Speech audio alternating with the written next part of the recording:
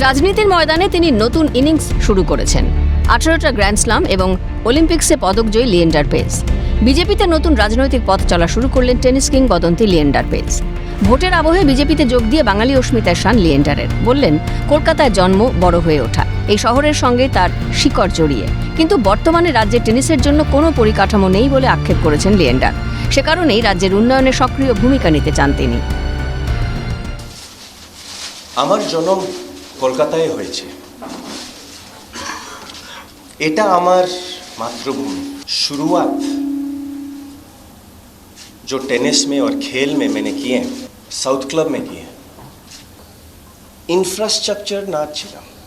আজকে দেখুন কলকাতায় 2 स्टेडियम আছে, मगर हर दूसरे बच्चे के लिए जो दूसरे स्पोर्ट्स खेलते हैं उनके लिए मैं क्या कर रहे हैं, उनके लिए बंगाल में क्या है, हमारे स्टेट में बंगाल में एक भी इंडोर टेनिस कोर्ट नहीं है। তুলে আনলেন দেশের প্রধানমন্ত্রীর সঙ্গে দিল্লিতে তাঁর সাক্ষাতের কথা। মোদীকে ধন্যবাদ জানিয়ে বলেন, একজন বাংলার ছেলের সঙ্গে কতটা আন্তরিকতার সঙ্গে কথা বলেন না দেখলে বোঝা যায় না। লিয়েন্ডার বললেন, বাংলাকে বৃদ্ধাশ্রম বানাতে দেব না। বাংলার যুবকদের কর্মমুখী করে তুলতে হবে। বাংলায় ক্রীড়া পরিকাঠামো ভালো করে করতে হবে। पहली बात है कि वो एक बंगाल का छेले से मिला, दिल खोल के मिला, इतना प्यार से मिला कि मैं बंगाल को ओल्ड एज होम नहीं बनाना चाहता हूं। मैं बंगाल को और बंगाल यूथ को उसका जिंदगी बनना चाहता हूं। জানালেন, প্রধানমন্ত্রী 7টি ভিশন দিয়েছেন। বাংলার ছেলেকে সুযোগ দিয়েছেন দেশের সেবা করার। ক্রীড়া ও যুবদের উন্নতির লক্ষ্য দিয়েছেন। আগামী দিনে চ্যালেঞ্জ গ্রহণ করে আমি ও আমার টিম এগোবো এই কাজে। দেশকে সুপার পাওয়ার করব। बच्चे के लिए, यूथ के लिए, स्पोर्ट्स के लिए मैं कुछ भी करेंगे, देश का नाम बनाने के लिए, इंडिया को एक सुपर पावर बनाने के लिए। যুব ভারতী কাণ্ডে মুখ খুললেন লিয়েন্ডার পেজ। তিনি বললেন, আমার দুঃখ হয় পশ্চিমবঙ্গে মেসিকে অসম্মান করা হলো। আমার পশ্চিমবঙ্গকে এত অসম্মান হতে হবে কেন? সৌরভ দাস, স্নেহাশিস দা বা কোনো খেলোয়াড় ক্রীড়ামন্ত্রী হলে এসব হতো না। जब लियोनेल मेसी आए, कितना डिसरिस्पेक्ट हुआ उसका। बहुत दर्द करते हैं कि हमारा जो मातृभूमि बंगाल किस तरह से रिप्रेजेंट किए इस प्रोग्राम में।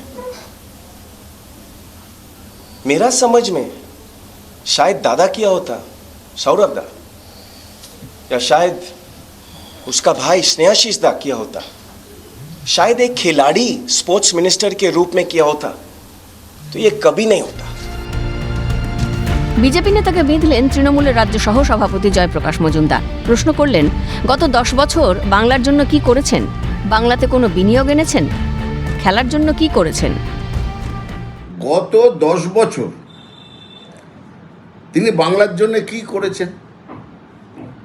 লিয়েন্ডার পেজ, আচ্ছা বাংলার এমনি সাধারণ যুবক যুবতীর জন্য ছেড়ে দিলাম, বাংলাতে ইনভেস্টমেন্ট আনার জন্য কিছু কাজ করেছেন?